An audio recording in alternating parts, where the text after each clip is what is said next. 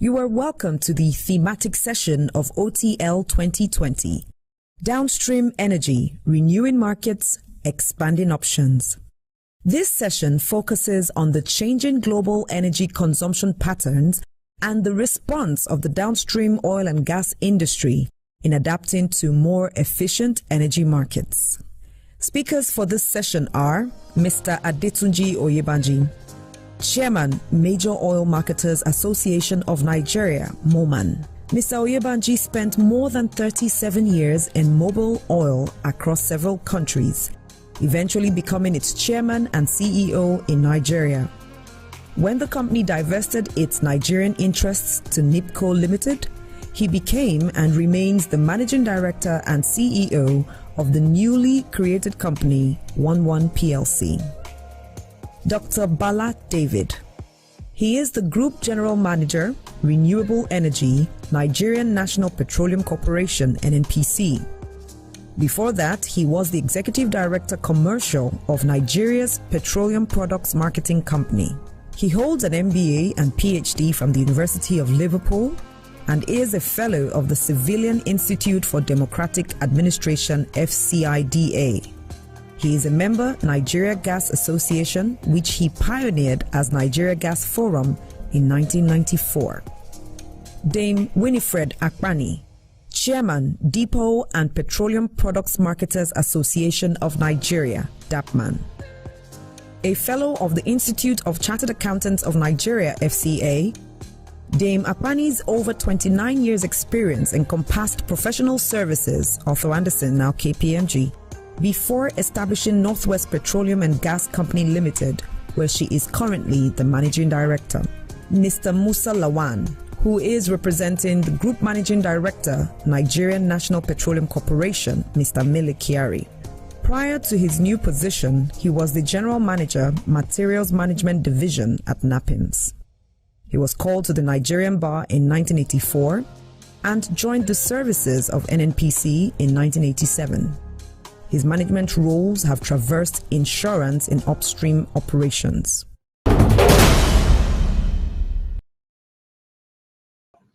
Often don't understand the sophistry, the dynamics, and the nuances of numbers. They're just interested in the simple things of life. To keep engines running, vehicles moving, and their lights on. In the interplay of these contradictions and complementarities, we locate our theme for this year: downstream energy, renewing markets, expanding options. In Nigeria, our vocal advocacy over the years has yielded fruit in the deregulation policy which has been announced by governments following our consistent calls. But announcements must morph into form, defined by competition, peer review, consumer value, and overall market growth.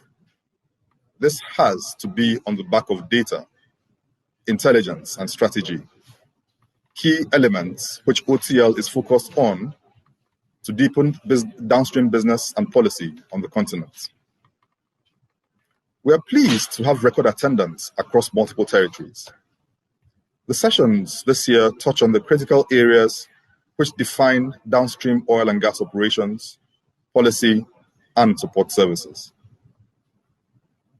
Very important, we are grateful to our sponsors this year, who have demonstrated uncommon confidence and solidarity with the OTL brand in the knowledge of not just the vision we have for downstream energy on the continent, but the value they stand to derive. In this regard, we say a big thank you to the Dangote Group, our platinum sponsor. We also appreciate OVH Energy, the petroleum products marketing company of Nigeria's Nigerian National Petroleum Corporation, Akabogo Law, in addition to Eterna PLC, 11 PLC, and Zircon Marine. Once again, I welcome you to OTL Africa Downstream 2020 and invite you to immerse yourself in downstream energy insights. Thank you very much.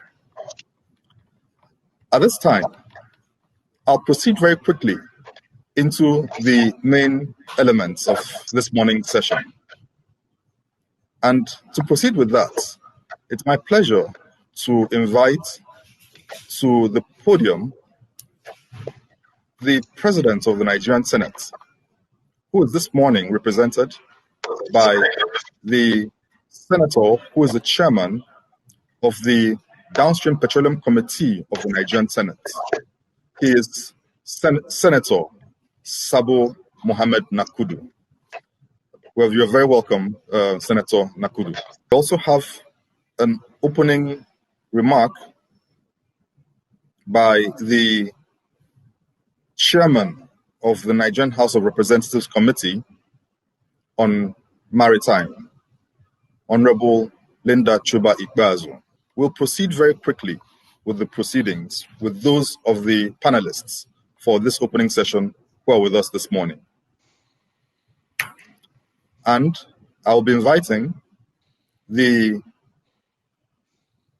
Group Managing Director of the Nigerian National Petroleum Corporation, Malam Mele Kiari, who is represented this morning by the Managing Director of the Petroleum Products Marketing Company, Mr. Musa Lawan. Mr. Musa Lawan, you're welcome to the podium. Thank you very much. Good morning, everyone. I stand on existing protocol. My Group Managing Director has asked that I represent him and read his opening remarks for this conference. This is because he's unavoidably absent. So it starts this way. The theme of this year's OTL conference, which is Downstream Energy, Renewing Markets, Expanding Options, is apt, especially in view of the happenings and seismic changes in the world right now. In the midst of the crisis and current challenges, there are unfolding opportunities that can be harnessed, and businesses in the downstream energy sector operating particularly within the Nigerian context. As we all know, the global COVID-19 pandemic plunged the world into a two-pronged crisis, a health one and an economic one. The oil industry has been particularly hit as the earlier lockdowns and oil prices war earlier in the year resulted in low energy demand and lower crude oil prices. Nigeria, being an oil-producing and oil-dependent country, was impacted significantly with lower revenues, reduced foreign exchange, deferred investments, and economic contraction projections. So, the downstream sector, as the public face of the oil and gas industry, has been affected. A slowdown in global travels and transportation significantly reduced wide product demand. The attendant responsibility of ensuring employee safety and business sustainability as companies adapt to new normal also brings increased cost to downstream operators. So it is against this backdrop that this conference is holding. The oil industry from time has been resilient, one, surviving economic recessions, depressions, and financial crises of the last decade. Downstream players will need to adapt, rethink business models and operating structures to be able to keep their head above water and thrive despite the challenging environment. In the Nigerian downstream marketplace, premium motor spirit, or PMS, was deregulated in March. heralding the full deregulation of the downstream sector. This is in line with the clamor of the industry and will eliminate market distortion, foster healthy competition, provide more revenue for government to deploy to other critical sectors, and stimulate infrastructure investment. We encourage players to continue to support the deregulation and commit to educate Nigerian populace while ensuring fair competition. The regulation of the sector, along with other government initiatives such as the National Gas Expansion Program and the renewed push for the passage of the Petroleum Industry Bill (PIB), provides tremendous opportunities for players and investors in the sector to latch onto. Opportunities to expand product offerings and grow the domestic gas market exist as the push for compressed natural gas as an autogas alternative is sustained. Synergies and partnerships within players and among operators within and outside the downstream value chain and non-fuel revenue offerings will unlock significant value for the sector. Operators can invest in developing in-country refining capacity, partner those doing so, and can also consolidate across energy verticals. Creativity, innovation, technology, renegotiations of financing and contractual arrangements, streamlining will enable downstream operators survive and come out leaner, more efficient and resilient despite the pandemic. As we deliberate, I encourage us to continue to commit to standards and safe business operations in order to ensure a reduction in accidents that has plagued the sector in recent times. With crisis and danger come opportunities. The opportunities are there for the downstream players to tap into and attract the right investments and collaborators. On this note, I would like to welcome all of us to this great event, and I wish you all a fruitful engagement. Thank you very much.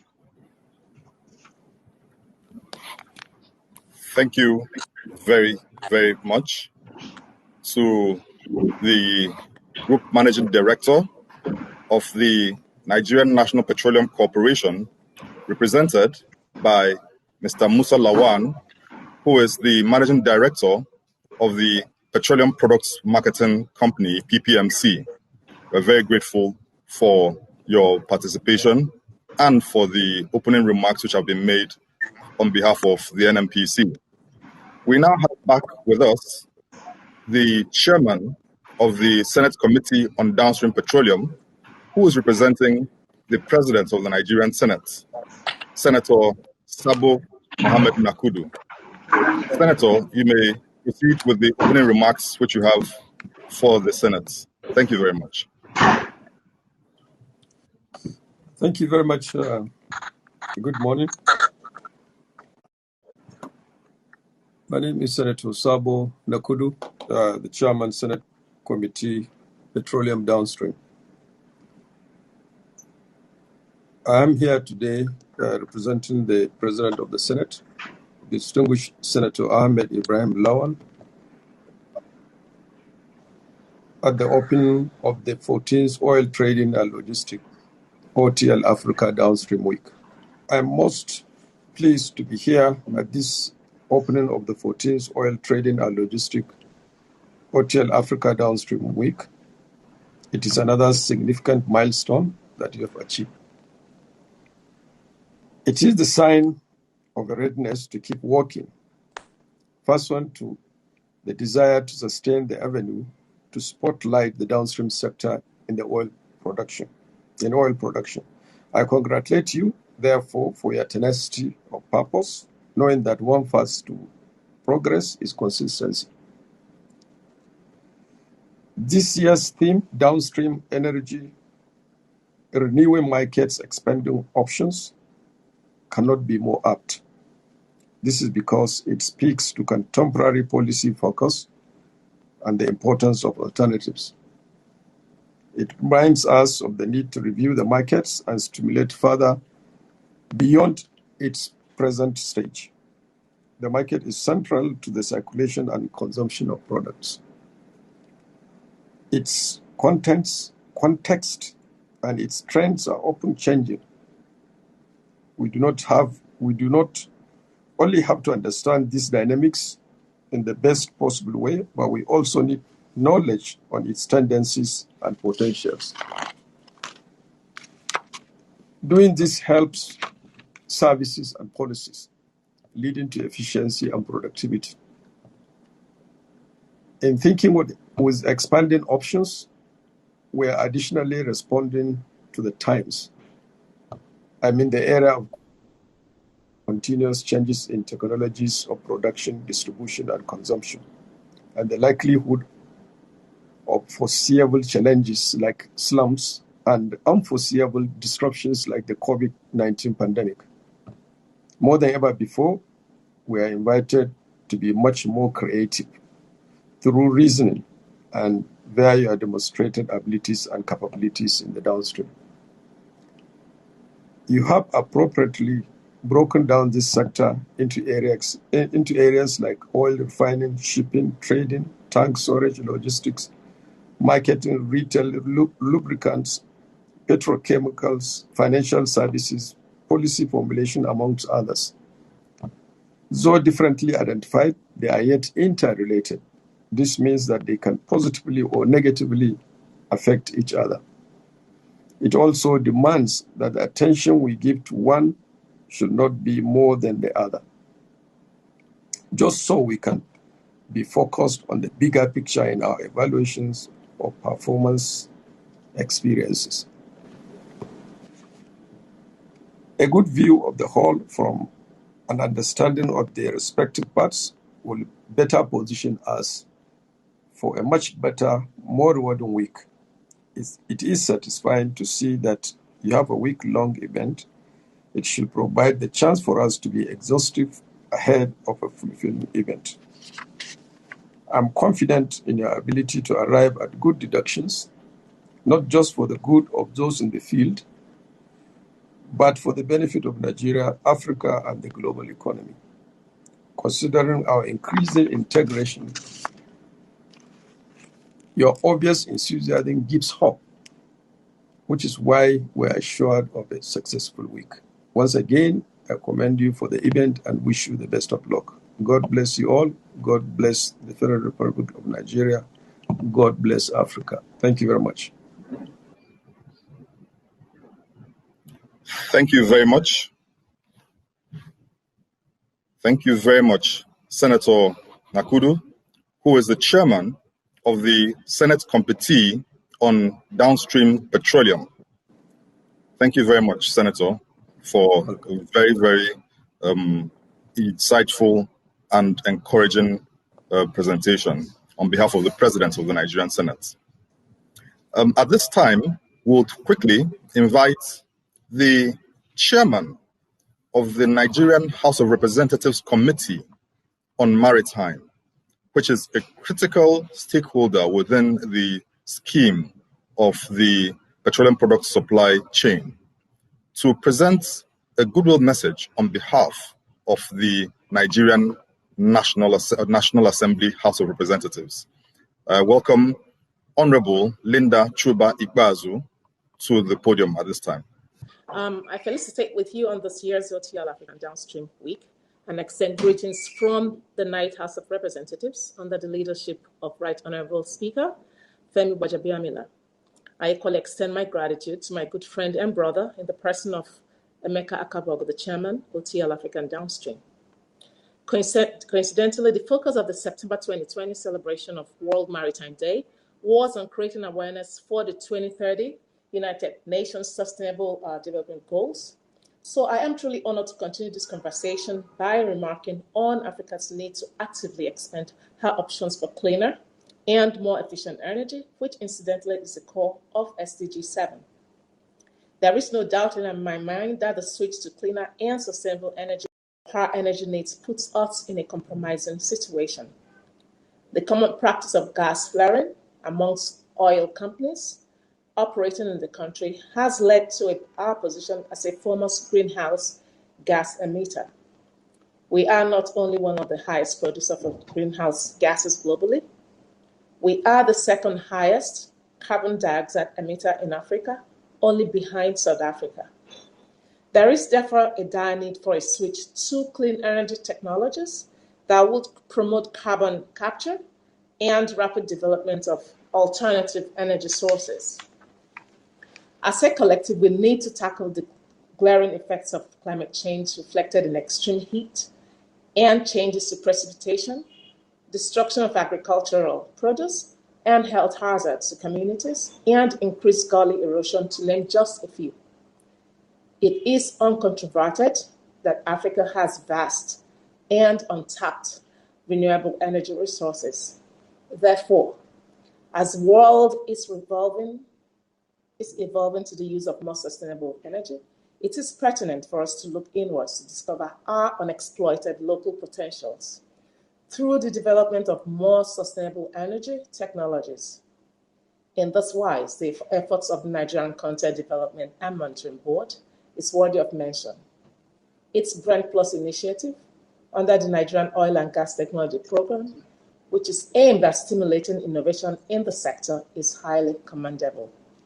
To borrow the words of the UN, Africa does need to make this a remarkable decade of action by intensifying our efforts towards cleaner energy.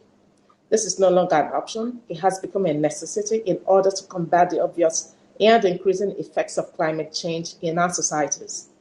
I therefore urge all the relevant stakeholders to take full advantage of this unique opportunity to make contributions to the development of the downstream sector. May I reiterate the commitment of the 9th National Assembly in the passage of bills to provide sustainable reforms in the energy sector. I wish everyone a very fruitful deliberation, and I thank you so very much for making me part of this, my brother Emeka Kabak. Thank you so much all.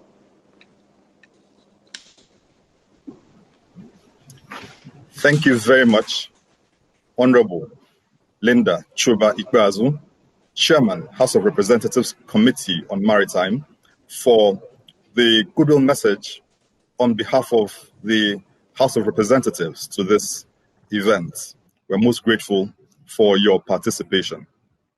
At this point, we'll go into very crucial keynotes, which are part of the event which we'll be proceeding with today. And we'll be starting with that from the chairman of the Major Oil Marketers Association of Nigeria, which is a coalition of probably the largest group of oil marketers on the continent. He is Mr. Detunji Oyebanji, who equally holds the position of the managing director of 11 PLC in Nigeria. Mr. Oyebanji, you may take the floor for your keynotes at this point. The President of the Senate, distinguished Senator Lawan, represented by the Chairman, Petroleum Downstream, distinguished Senator Sabo Nakudu, Honorable Linda Chuba Ikpeazu, Chairman, House of Reps Committee on Maritime, the Group Managing Director, NNPC, Malam Mele Kiari, represented here by MD PPMC,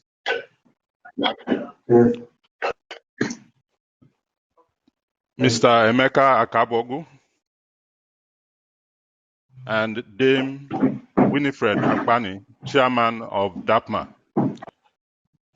Panelists, participants, gentlemen of the press, ladies and gentlemen. In reflecting, it's a pleasure first to be here again this year. I've been part of this event now since its inception, and I'm happy to be here once again. In reflecting on the theme for this year, I decided I would focus on gas. For one, the government, through the Honorable Minister of State for Petroleum, Mr. Timothy Silva, has declared this year the year of gas. And therefore, I thought in looking at alternative options, this would be a very, very key area for us to look at. So if you bear with me, I will now go to my presentation. Nigeria is blessed with enormous conventional and renewable energy resources. We're Africa's largest oil producer. We are the second largest holder of proven oil reserves in Africa and largest natural gas reserves in Africa.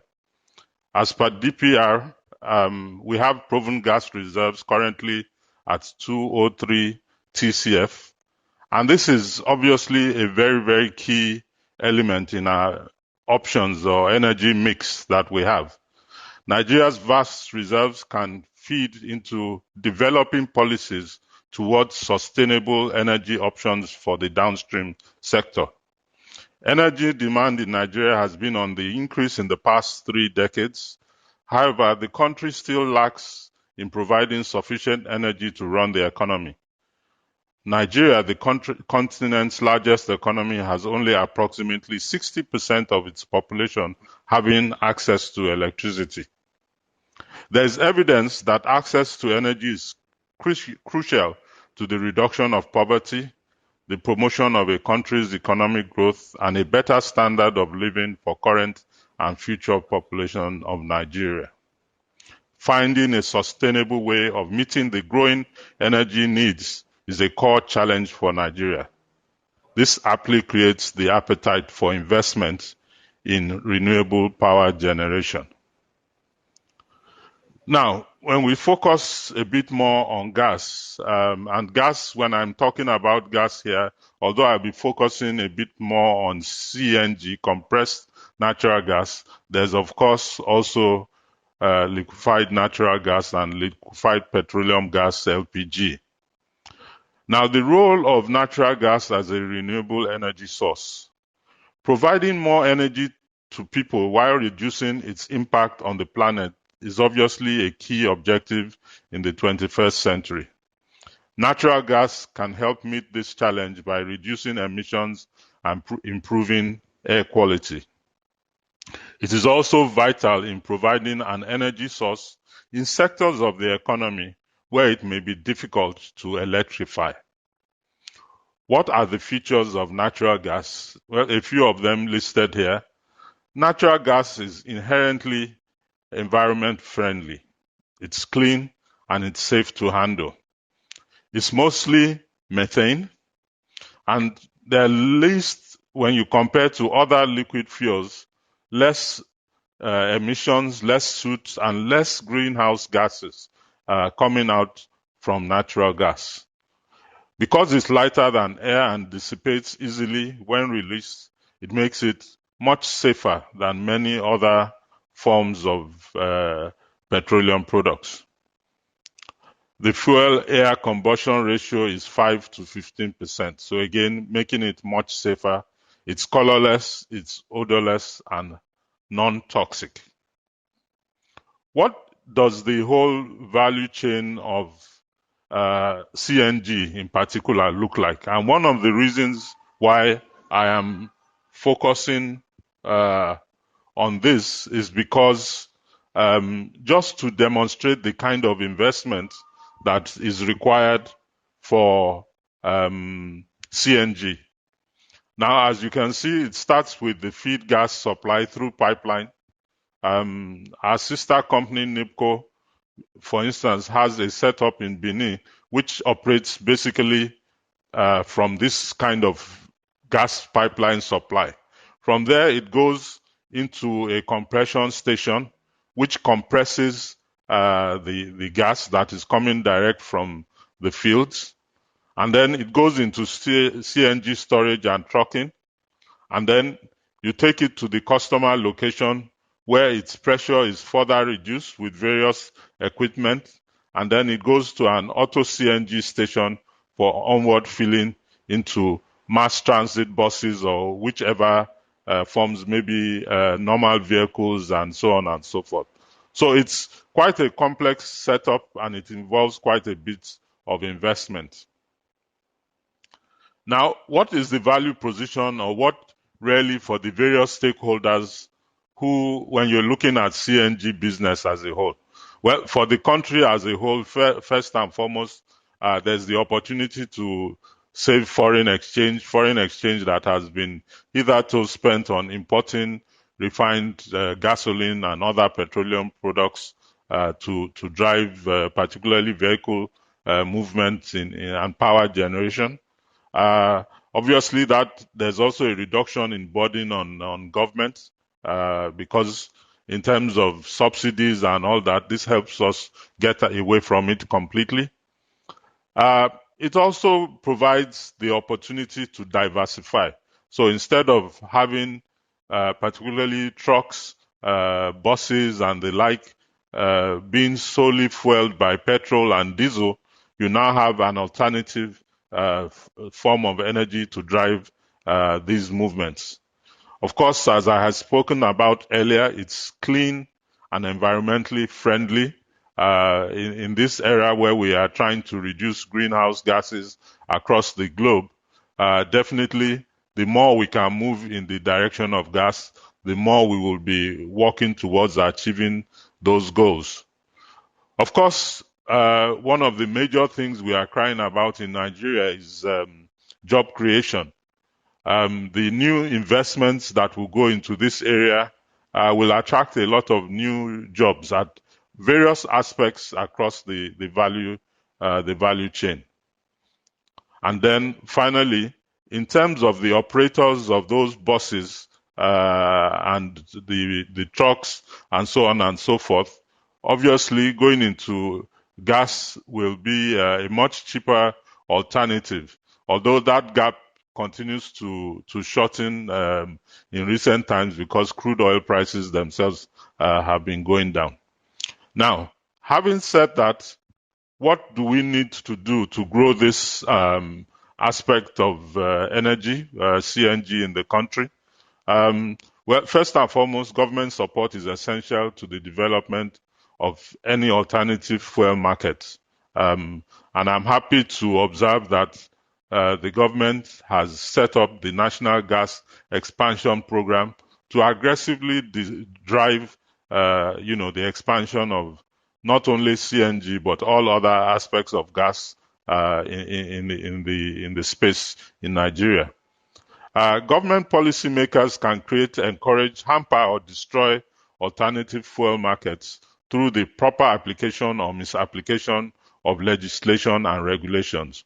So, in essence, what that means is that we need to have consistent legislation that helps to drive and encourage investment in these areas, and also to ensure that there's safe operations within the environment. We've all seen or heard of gas explosions in recent times. Therefore, the kind of regulation and legislation that has to be in place must be such that it ensures safe operations. Unfortunately, over the years, you'll find that there's only been sporadic attention to these kind of policies, and that has not allowed for a consistent application of and funding and support for these alternative sources of fuels. Advocacy for balancing the use of all fuel alternatives for different market segments currently is not resonating with the national policy makers, because there are various alternatives. Apart from gas, there's solar power, there's wind power. So there needs to be a balance as to how we pursue these various options that are available in the market. The global gas vehicle market is experiencing a slowdown, like I said, due to the shrinking differential between the price of petroleum fuels and natural gas. That we need to continue to watch so that it doesn't become a disincentive for people switching to gas. There needs to be more encouragement advocating natural gas through constant engagement with all the appropriate stakeholders in the effort to commercialize NGVs in Nigeria. So what are the imperatives for the government? Like I said, regulation. We should have a clear policy directive to achieve at least 25 CNG mix, especially for transport, particularly road transport, big trucks, intercity buses, and the like. In many countries, when you go to the airport, the vehicles, those buses that move you from the aeroplanes to the terminals are all driven on CNG. In the area of finance, funding intervention is required. Intervention in terms of single-digit loans from the CBN, or the Bank of Industry that will be allocated across the entire natural gas vehicles value chain. Gas pricing regime. We need to allocate domestic supply obligations. So in short, because gas can also be exported, so we need to have a pricing regime that makes it attractive for local consumption of gas. And then there are some other fiscal incentive programs for the value chain stakeholders. These include zero duties on natural gas vehicles, machinery, equipment, conversion kits, an exemption from VAT for equipment procurement and product sale. All this will be aimed at driving, the development of investment in the gas value chain. And finally, obviously, there needs to be an enabling environment. So demand-side market creation programs, mandatory conversion of government fleets and urban buses. That has already started with the minister, I think, giving the order that some of the vehicles in the ministry be converted to gas. And then supply-side market creation programs, intervention funds for investment in fuel stations, pipelines, and conversion kits. I'm aware, for instance, also that government has made a fund available, which again will help drive the expansion of gas under the National Gas Expansion Program. So with that, my time is fast running out. I will just like to end with this slide here, which just talks about the advantage of switching to CNG. As we've said before, green fuel, it's eco-friendly, it's clean, no byproducts, lesser emissions, it's safe, car-friendly, it increases your car age, it's cost-effective, and most importantly, it reduces our dependency on foreign oil. So powering your vehicle with CNG can cut up to 60% from your running costs. Thank you very much. Thank you, Mr. Ebanji, for that sweeping review of the elements that drive the energy options within the context of the last mile. As we will, in the course of this event, look at what some of the issues you raised in greater detail, I'll come back to you with one or two questions. But pending that time, let me invite the chairman of the Nigerian Depot and Petroleum Marketers Association, Dame Winifred Apani, to give us some overview on her keynote into the drivers for downstream energy options and transition. Dame Apani, you're welcome to the podium. Thank you very much, Mr. Akavogu. Good morning, everybody. I'd like to stand on existing protocol. Thank you for being able to still organize OTL in these very, very difficult times. And we're glad that we're all here, and we thank you for the invitation to be part of this. Mr. Evanji has done a very excellent job telling us where we're going from now on. I'd like to come from a perspective of where are we? Okay, how fast are we going to get to where we're going? and what is required. Because the important thing is that we have to continue to be successful being in this industry for the benefit of our consumers and all users.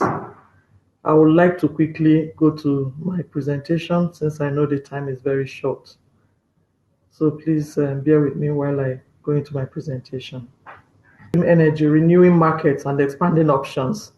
I've looked at this in this context. State of play, where are we now? What are the key developments in our industry today? How are we going to operate in this changing environment? How are we going to operate to be successful? The global oil and gas industry has gotten more complex. Oil and gas continues to account for a large percentage of total energy consumption. Currently, it's still about 57% of the energy mix. Oil prices are yet to rally to the 2014 high of $96 per. Because as we are aware, this has all been exacerbated by the COVID-19 pandemic. And for the downstream and for consumers right now, yeah, it's not a bad thing because the prices are really down. Okay, what are the other challenges? We're having a dearth of experienced personnel in the industry. Operating costs are on the rise despite the drop in prices due to inflation, and industry players are expected to achieve more with less and still improve overall margins. The operating landscape is changing with rising expectations from stakeholders and regulators alike. If we look at this globally,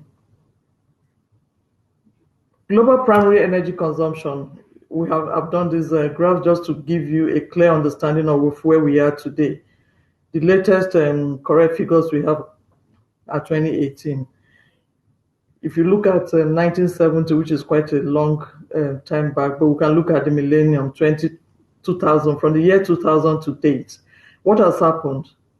We have had increases in consumption of oil and gas, but principally, we can see where renewable energy is going. That has had the highest increase over the years, from 61% in 2000 to decrease in energy and increase in renewable energy by 12% since 2010. Oil consumption in 2018 grew at an above average rate of 1.4 million barrels per day. And we know this is occasioned by higher consumption by US and China. Now, where is Africa in all this? We know that because of our continuous population boost. Okay, right now, over the past year, we have about 30 million people more born into Africa. And it's projected that this will increase at about 42 million per year subsequently. And if you look at it, it means every month you're having 3.5 million people coming to being born into Africa. And what does that mean? Our population is set to double by 2050. Right now, I think Africa is about 1.3 billion. It's projected by 2050, you have about 2.5 billion people living in Africa. And of course, what does this mean? We're going to have increase in urbanization. And to increase urbanization, certainly, you're going to have increased demand for energy. And by 2014, it's actually projected that Africa will boast the largest working class population. Now, energy demand in Africa continues to rise in the back of growing population and pockets of industrialization. We can see our GDP is not much to write home about, but hopefully it will get better. But the most important thing is that you look at it, what is the population of people without access to electricity? That has continued to grow. And you also have a lot of people still relying on traditional use of biomass, which is because of our localities and all that. What are the key developments within our oil and gas industry? The energy sector recorded shocks in 2020 on the back of the COVID-19 pandemic. While demand for gas and its products is forecast to grow significantly in the short term, oil demand is expected to recover at pre-pandemic levels I've done these graphs just to show us where we are. In 2014, you can see how we peaked in 2015 and then dipped 2016, and the greatest dip has been 2020 for the global oil demand growth. And of course, we know why that has happened because of the pandemic of this year. We're expecting to recover by 2021 to the 2015 levels, but gradually because of what gas is coming into play. By 2021, we're expecting to see another gradual slide, and thereafter. But with gas, as Mr. Yebanji has aptly explained to us, we can see that the demand is just going to continue to grow. Okay, even though it has declined a little, but much less than oil due to the pandemic this year. But we're expecting it to resume its steep growth over the short term from 2021. Now, on a broader scale, the energy landscape is changing with the uptake of renewable energy expected to continue to impact the petroleum industry value chain. If you look on the left of my slide, you see the growth in oil. We have a 1.5% growth in global oil consumption. And of course, like I said earlier, due to China and the US taking the chunk of that. Meanwhile, you have natural gas growth 5.3% on consumption, fastest since 1984 compared to date. And natural gas forms 24% of the global energy consumption right now, showing us what US, Russia, and Iran are doing and what all the other countries are doing. But interestingly, if you look on the right, what is the expectation by 2040? We see that oil and gas is still going to be 27% of total contribution, and natural gas.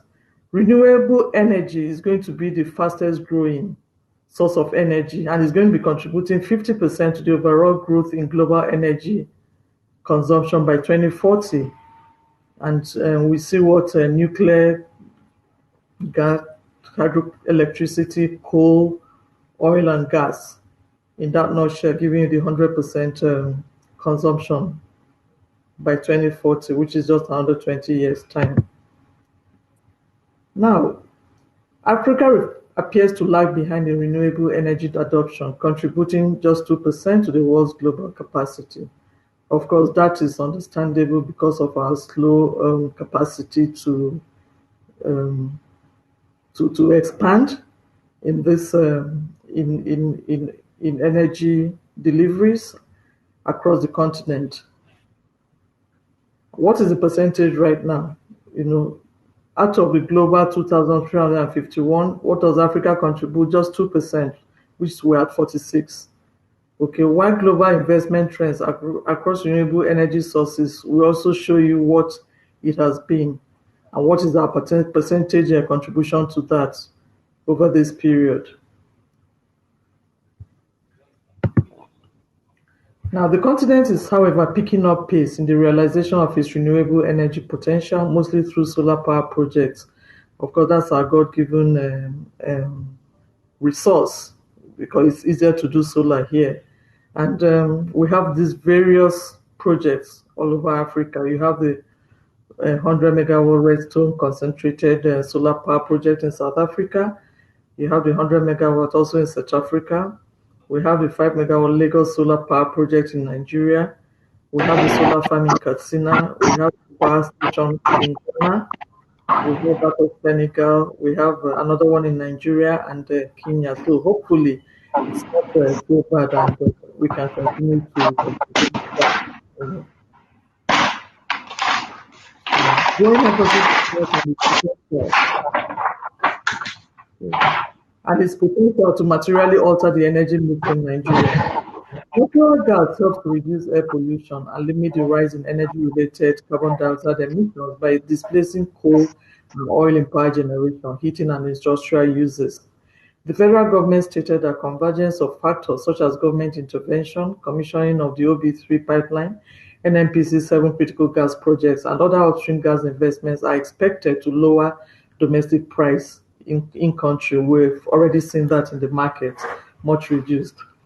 In addition, the federal government has projected an increase in the demand for gas supply in Nigeria's domestic market by over 393% from 2019 to 2027, and that's a very realistic projection. The NNPC foresees the domestic demand for natural gas, which currently comprises mostly of power industries, will rise from 1.5 billion standard feet per day to 7.5 billion scf by 2027. Now, despite not having a zero carbon goal, Nigeria is slowly seeing the emergence of alternative downstream energy sources. What are our reasons? You have growing population and middle class. Nigeria's population growth rate stands at 2.6%. Population expected to double to reach 402 million in 2050. The growing middle class in Nigeria means that there will be an astronomical increase in car demand over the next 30 years. What are Nigerian clean energy policies? The Nigeria Renewable Energy Master Plan under the Federal Ministry of Environment aims to increase renewables and to account for 10% of energy consumption in 2025. The Nigerian Gas Master Plan also aims to increase the local consumption of gas as a cleaner energy alternative in Nigeria. Current natural gas powered cars, Mr. Evanja has dwelt on all this. Electric vehicle potential, that is still a potential because we're still struggling with even providing electricity in our homes. But it's worthy of note that Hyundai Kona released the first electric vehicle in Nigeria this year. However, to grow the electric vehicle market, like I said, there's a need to improve the electricity supply.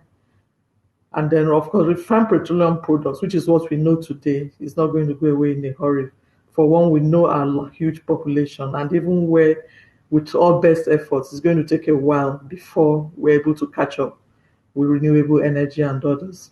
Senate rejected a bill in 2019 to phase out petrol-powered vehicles for good reason by 2035 because we need to know how much we're going to be able to produce otherwise. The soon-to-be running Dangote refinery and modular refineries all over Nigeria means there will be increased locally refined fossil fuel usage in Nigeria. And what are the benefits of alternative energy? Again, those have been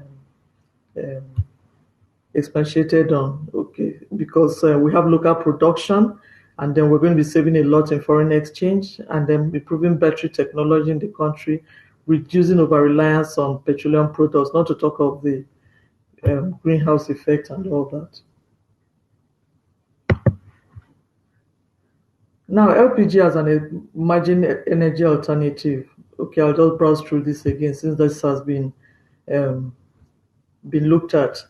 But what are the key data parameters we have? You see the domestic demand in 2007 was just 50,000 metric tons. Today, where are we? We're about 950,000. And by the end of the year, hopefully, we'll be at 1 million metric tons of local consumption of LPG. And of course, the prices, again, have also dropped.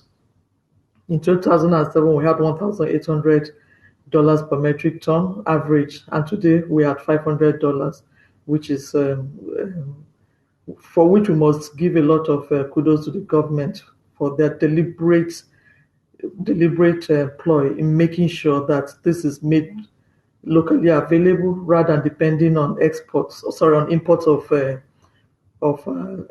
gases for our LPG consumption, knowing that we have it being refined locally, in Nigeria.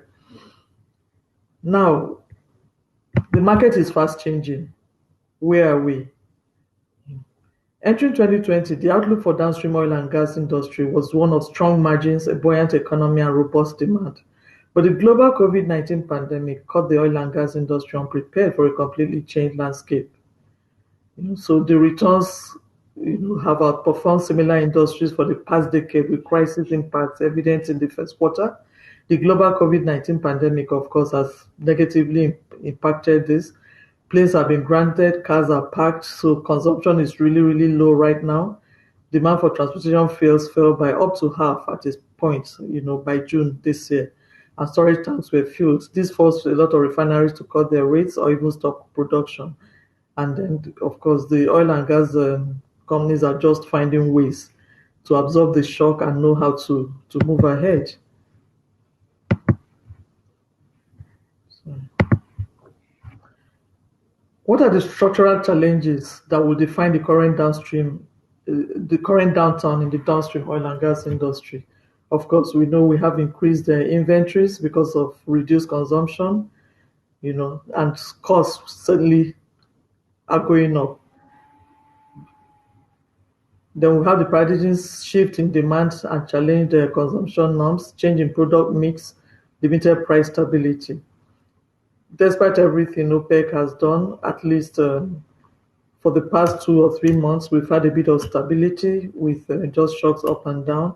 And it's been a very bumpy ride for the industry, but I think what everyone's trying to do is see how to get on with it. Because at the end of the day, energy will always be required for industrialization, for movements, and no matter how poor the movement, people will still move. Okay. The African downstream industry segment, which has direct linkage to end users, is characterized by high risks and potential high rewards. We still have a large consumer market because of the rising population, which is why I'm saying that even with the renewable energy, we still have to maintain a lot of the status quo. The positive demand outlook, impacts of the African continental free trade area, still very high consumption, predominantly high quality crude products. We all know the quality of Nigerian crude. So those are opportunities. But what are the risks? We still have fiscal and regulatory issues. Well, the government says it's been deregulated, but we know that the petrol that Nigerians consume today still enjoys a form of subsidy because of the foreign exchange, and then government has just managed to keep the prices at a level that will not cause a lot of uproar with our people. But we believe that gradually, the full deregulation will come in, and we also need to. We hope that the PIB is passed as soon as possible, because you also need to give legislation to the deregulation. Yes, we still have inefficient refining infrastructure, which we know that in 2021, latest 2022, a lot of that would be overcome, because the Dangote refinery and petrochemical is expected to drive significant change in the industry. The plant is expected to be the largest single-train refinery in the world, with a daily refining capacity of 650,000 barrels per day of crude. This refinery sits on over 2,000 hectares of land in the Lekki Free Zone. The plant includes a refinery, petrochemical plant, fertilizer plant with ammonia and urea production capacity. I do know that I think the fertilizer plant and possibly the petrochemical plant are next to ready. Hopefully, the refinery will be ready by end of next year. The product standard, of course, we know the refinery products will be designed to meet Euro 5 grade, which is the highest standard in the world, and it will be the world's largest single-train refinery, expected to come on stream by 2021 and producing 50 million liters per day. Okay, our recent tour of the refinery shows that refinery is capable of actually loading 3,000 trucks per day. And the target is a significant portion of Nigeria's crude oil production. I think most of it, I don't even see that we'll be needing much imports, if at all, because we still have some other modular refineries coming up. Okay, the refinery will be able to handle not only sweet light crude, but sour and heavy crude, which everybody acclaims as a wonderful advancement for our country, Nigeria. We're going to be saving a lot in foreign exchange because they're going to be selling in naira. Okay, all we need to do is work out how the distribution is going to be done.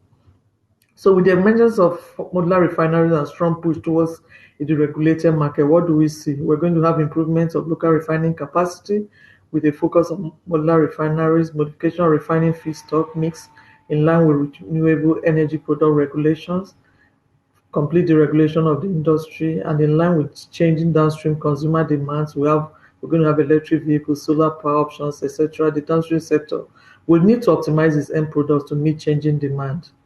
The specialization into agrochemicals to drive the continent's agricultural revolution, which is very, very pertinent, and we're happy that This administration has paid so much attention to agriculture and the extensive technology leverage to drive operational efficiency. In addition, the African Continental Free Trade Area offers significant advantages for petroleum products, which are one of the top 10 most traded products between African countries. Okay, you catalyze the development of connecting infrastructure, which has begun between African countries, and therefore improve trade of oil and gas products within the continent, stir industrialization to meet manufacturing demands, and this is expected to drive up energy and energy products consumption. Regional integrations will drive trade of oil and gas and their products between African countries, and in the end, we know that this will, um, help the whole continent. How do we succeed? What are imperatives for success? As COVID-19 has shown all of us, technology not only appears, it is at the fore of the enablers to drive operational efficiency across operations. Basic digital support tools such as mobile and handheld devices in operational execution, contract management with blockchain solutions, adoption of digital applications to manage back and front-end processes, virtual and augmented reality solutions to manage off-site operations. Okay, so this just pictorially gives us the downstream oil and gas plant of the future. Okay, you have data analytics, mobility, internet of things platforms, 3D printing, blockchain, and everything is really going to change. Okay, the substance is still that we want to make energy available, but how do we do that in this very fast changing world? I think COVID-19 brought it out. It's amazing that we're still able to do a lot of our work, due to enablement from technology. To succeed in the changing business environment, key players in the downstream sector will need to adapt their business and operating models to drive operational efficiency, implement cost optimization programs, and focus on more sustainable private sector financing as governments struggle to manage the impact of the pandemic, explore targeted acquisitions, partnerships, investments to extract value from other value chains, reinvent business models for careful exploration into new frontiers and renewables, etc. Reposition business and operating models for cross-border operations.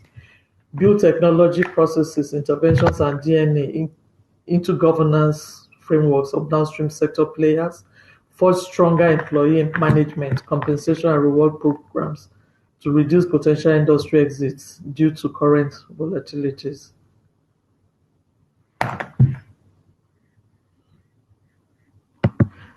On that note, I would like to say a very big thank you to the organizers of OTL Africa, and I hope my presentation has given a little more insight into where we are today and where we hope to be and how we hope to get there. Thank you very much. Following your presentation, where you focused a lot on the gas possibilities and the incidents which attach to it, my question would be relating to the drivers. What do you consider to be the drivers of decision making as we contemplate it? And which ones do you categorize are most important or more important than the others? I mean, as we transition through issues relating to costs, markets, knowledge, infrastructure, what are the things that potential investors or even current operators are challenged by or could be challenged by, and how do you think we should be dealing with them? Thank you very much, Emeka.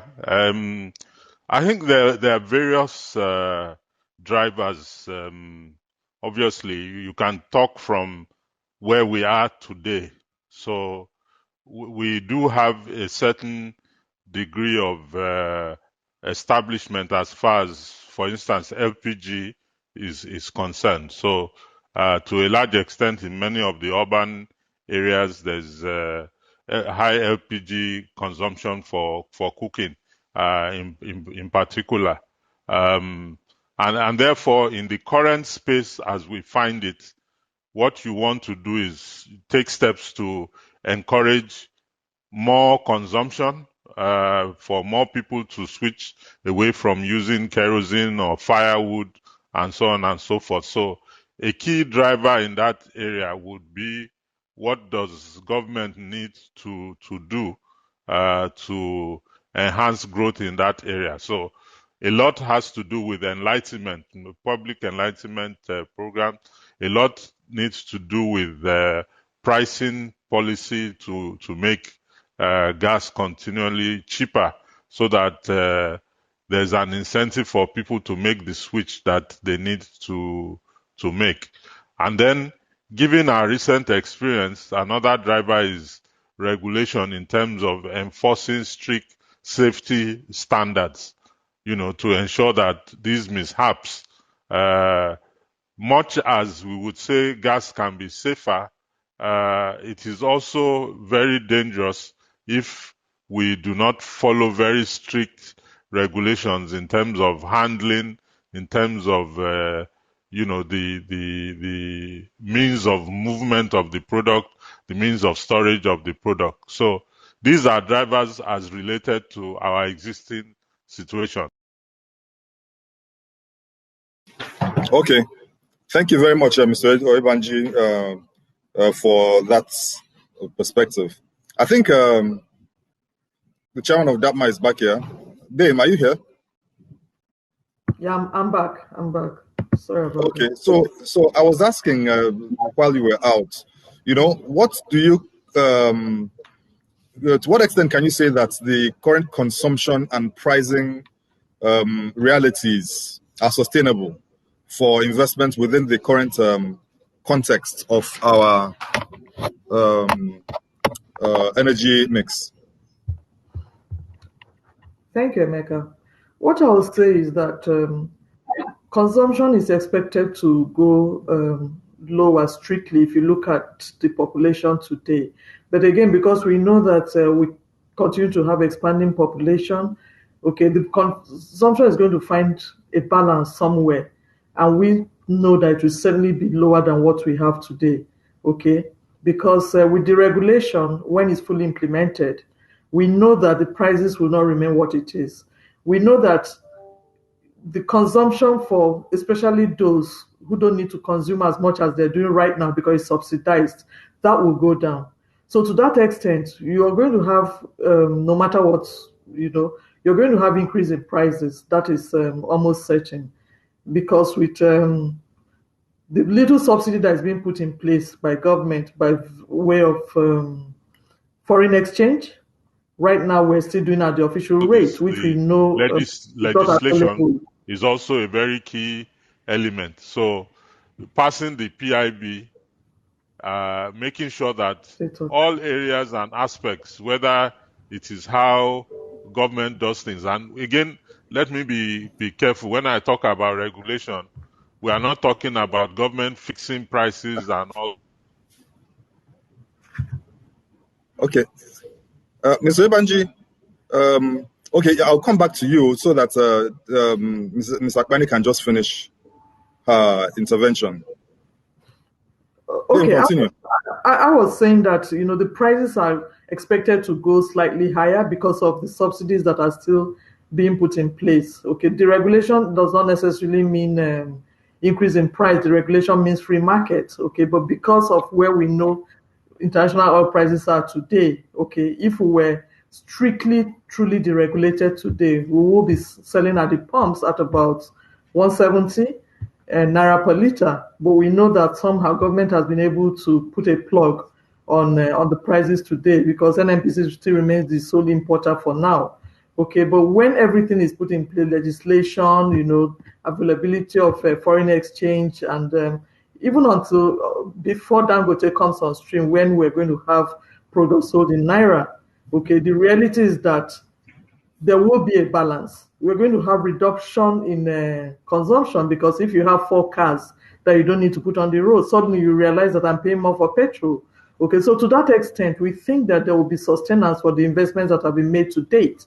And on the other hand, for the players in the industry, one thing has become very, very apparent. You have to become as efficient as possible. Competition is very, very steep, which is the good thing about free markets. There's no free lunch for anybody. When the market is free, you're going to make sure that you're operating at the barest cost possible. And that way, you're able to also make sure that your product, since it's the same product anyway, so nobody's going to say my petrol is superior to yours. It's the same product. The real thing is going to be in delivery and in cost. The other thing where a lot of investment is required right now, Mr. Oyebanji has looked into that, is LPG. We have seen the upsurge in consumption. I recall that 4 years ago, 4 years ago, we used to maybe sell kerosene, maybe one shipload in a week or two. Now you'll be lucky if you can sell in 4 months, because the consumption has really, really dipped. And why is that? Because we have cleaner LPG. A lot of people are transiting to LPG. The prices are much lower due to government intervention. And we know that with the Nigeria, the NGP that is being put in place, okay, the expansion program is really, really working. Okay, a lot more people are going to be able to use CNG, LNG, LPG, or whatever. So to that extent, we think there will be sustenance of investments, and everybody will be a winner. Okay, thank you very much, Dame Akwani, for that intervention. I already note that there are quite a range of dynamics that relate to the deregulation of the Nigerian market, and that's why there is going to be a dedicated session for that on Friday, which will unbundle all the issues, all the policy intrigues, and all the laws which need to back it up.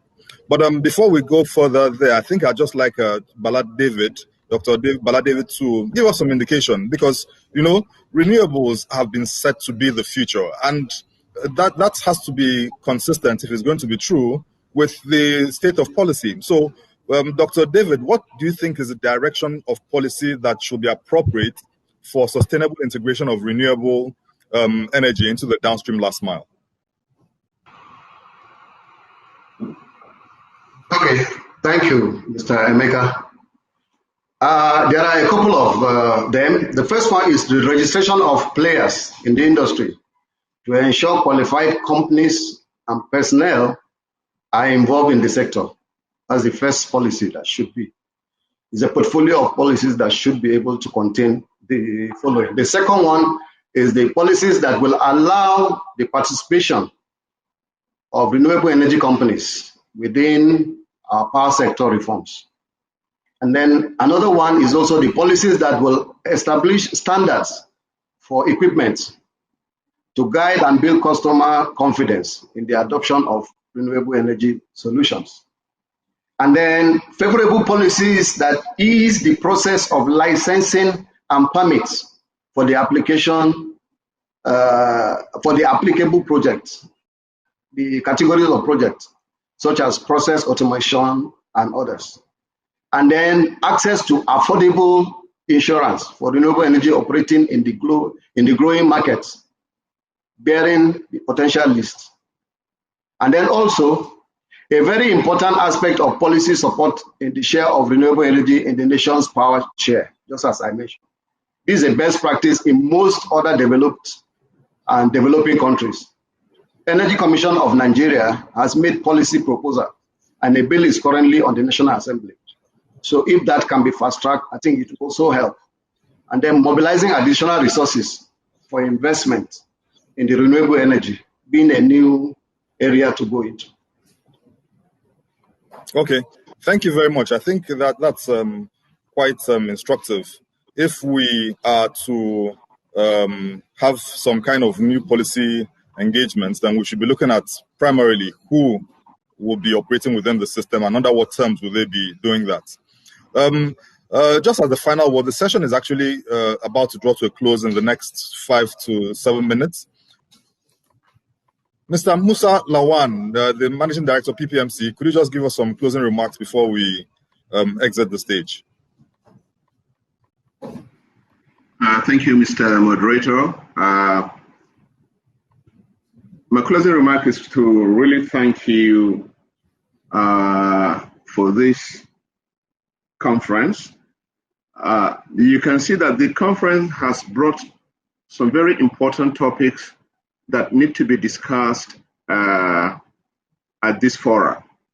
It's remarkable that we are seeing that there are it's a good drive to move towards other options of energy other than PMS. I'm talking particularly about the renewables and then gas investment opportunities.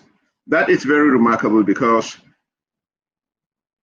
investment eventually it's going to move that way. It's been proven to be cheaper, cleaner, better, and environmentally more friendly. So this platform, it's sensitizing those opportunities available in those areas. So it's very, very apt fora. I encourage participants to really look deeply into some of the presentations and make good use of it. Thank you very much. I think that gives opportunity to go to Dame Winifred Akpani, the chairman of the DAPMA.